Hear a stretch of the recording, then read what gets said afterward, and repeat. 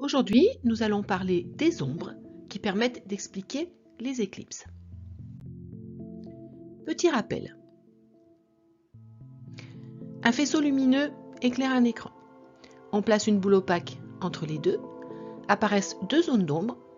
L'ombre propre sur la boule, l'ombre portée sur l'écran et entre les deux, le cône d'ombre. Le cône d'ombre ainsi que le faisceau lumineux sont en fait invisibles. Nous allons commencer par l'éclipse de lune et pour ça nous allons utiliser deux rayons lumineux pour l'expliquer. Et attention, les échelles ne sont pas respectées. L'éclipse de lune a lieu quand le soleil, la Terre et la lune sont parfaitement alignés, la Terre étant entre le soleil et la lune. Nous allons tracer deux rayons lumineux, les rayons tangents à la fois au soleil et à la Terre. Il va apparaître le cône d'ombre de la Terre, l'ombre propre de la Terre et l'éclipse de lune, c'est ni plus ni moins que la lune qui passe dans le cône d'ombre de la Terre. Vous allez bien observer l'image et dire si les affirmations suivantes sont vraies ou fausses. L'éclipse de lune s'observe toujours de nuit. Vrai, faux ou ça dépend? Eh bien la bonne réponse, c'est vrai. Seules les personnes qui sont dans l'ombre propre de la Terre et qui sont réveillées vont pouvoir observer l'éclipse de lune. L'éclipse de lune a toujours lieu lors de la nouvelle lune, lors de la pleine lune, ou ça ne dépend pas de la phase de la lune. La bonne réponse, c'est lors de la pleine lune. En effet, les personnes qui sont dans l'ombre propre de la Terre, quand elles vont regarder la lune, elles vont voir la face éclairée de cette dernière.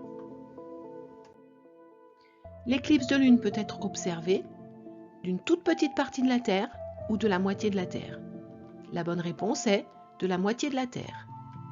Toutes les personnes qui sont dans l'ombre propre de la Terre vont pouvoir observer l'éclipse de lune.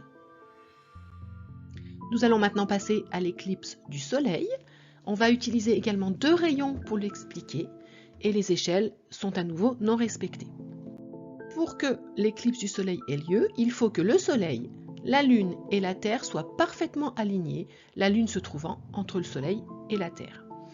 Pour comprendre le phénomène, on va tracer les deux rayons lumineux tangents à la fois au Soleil et à la Lune. On a donc l'ombre propre de la Lune, le cône d'ombre de la Lune, et sur la Terre, l'ombre portée de la Lune, elle est toute petite, et c'est ceux qui sont dans cette ombre portée qui peuvent voir l'éclipse du Soleil. L'éclipse du Soleil doit toujours être observée avec des lunettes de protection. L'éclipse du Soleil, c'est la Lune qui passe exactement devant le Soleil.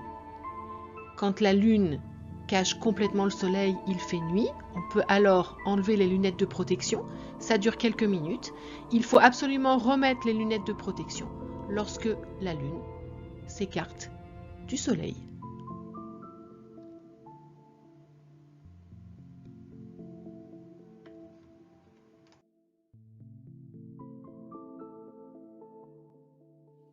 Regardez bien l'image et dites si l'affirmation est vraie ou fausse.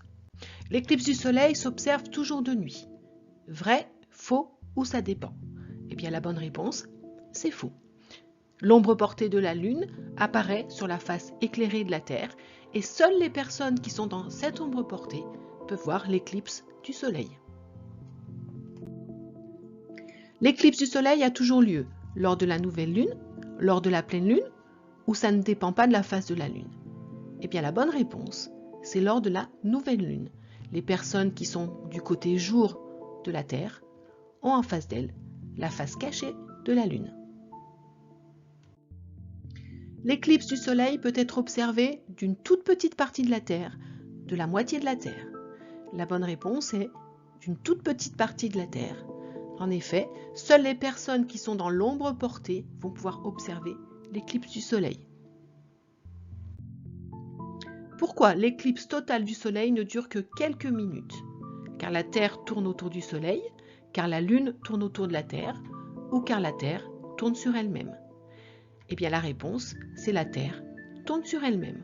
On voit bien sur l'animation que la Terre tournant sur elle-même, l'ombre portée de la Lune se déplace à la surface de la Terre. J'espère que vous avez tout compris et je vous dis à bientôt sur une nouvelle vidéo avec Minnie.